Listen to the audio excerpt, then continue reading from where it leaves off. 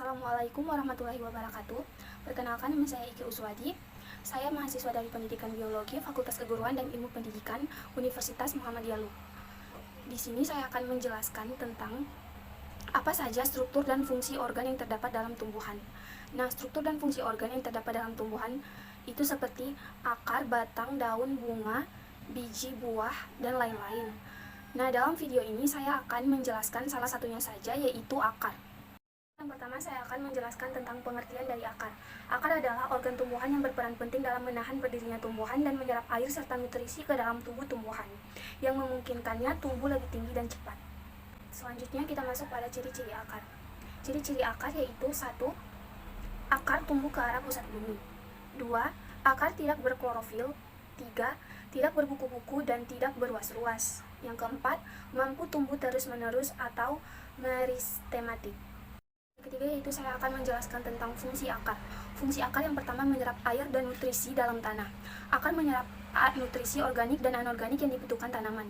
Nutrisi ini kemudian terserap ke bagian lainnya. Tanaman sangat membutuhkan air dan akan menjadi organ yang bertugas menyerap air dalam tanah untuk kemudian digunakan sebagai pendukung pertumbuhan tanaman. Fungsi yang kedua yaitu perantara dan penopang tanaman. Karena akar, maka tanaman berdiri tegak di atas permukaan tanah. Fungsi ketiga yaitu menyimpan makanan dan nutrisi. Akar berfungsi menyangkut zat hara yang dapat pula menyimpan dalam bentuk cadangan makanan sebelum disalurkan ke bagian tanaman lain. Contohnya tanaman yang menyimpan makanan pada akarnya seperti umbi-umbian. Yang keempat yaitu sebagai proses fotosintesis. Bukan hanya daun yang bisa berproses sebagai fotosintesis. Akar juga bisa berproses sebagai fotosintesis karena akar memiliki klorofil meskipun tidak sebanyak daun. Oleh karena itu, akar juga bisa dikatakan berfungsi sebagai proses fotosintesis. Yang kelima yaitu akar berfungsi sebagai alat respirasi, karena akar adalah alat pernapasan tumbuhan yang letaknya berada di bagian bawah tumbuhan. Fungsi yang keenam yaitu akar berfungsi sebagai reproduksi vegetatif. Beberapa tanaman bereproduksi dengan bantuan akar, misalnya tanaman paku. Tanaman ini akan memperbanyak dirinya dengan duplikasi kemudian mulai berkembang biak. Itulah fungsi dari akar. Selanjutnya saya akan menjelaskan tentang bagian-bagian akar. Akar terdiri dari dua bagian, yaitu yang pertama bagian luar. Dalam bagian luar itu terdapat 1. Kalipra atau tudung akar, berada di ujung akar dan berfungsi untuk melindungi bagian atas akar ketika menembus tanah. Yang kedua yaitu rambut atau bulu akar, berfungsi menyerap air dan mineral. Jumlah bulu akar yang banyak dan berbentuk kecil bertujuan memperluas proses penyerapan air serta mineral. Yang ketiga yaitu titik tumbuh. Titik tumbuh adalah daerah di mana terbentuk sel-sel akar yang baru sehingga akar akan bertambah panjang. Kita lanjut pada bagian dalam. Bagian dalam itu terdiri dari epidermis. Epidermis merupakan bagian terluar akar yang terdiri dari selapis sel berdinding tipis dan tersusun rapat. Yang kedua yaitu korteks. Korteks tersusun atas sel yang disebut parenkim berdinding tipis dan tersusun longgar. Yang ketiga yaitu sel parenkim. Pada bagian ini berfungsi sebagai tempat penyimpanan cadangan makanan karena banyak mengandung butiran pati atau amilum.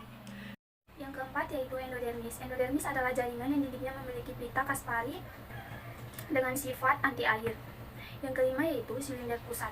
Silinder pusat terdiri dari presikel dan bekas pembuluh angkut. Presikel merupakan lapisan terluar silinder pusat yang selnya selalu membelah membentuk cabang akar. Akan menjelaskan tentang bentuk-bentuk akar.